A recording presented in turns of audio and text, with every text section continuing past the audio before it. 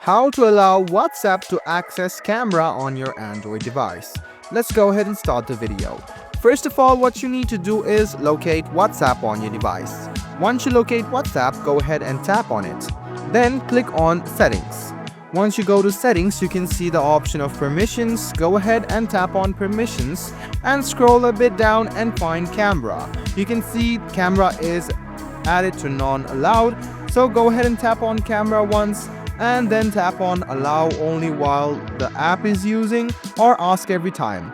I suggest you to click on the first one because it'll be quite hectic to give permission all the time, so go ahead and do this. So I'm gonna tease this process to you once again. Go ahead and tap on WhatsApp, click on its settings and tap on permissions.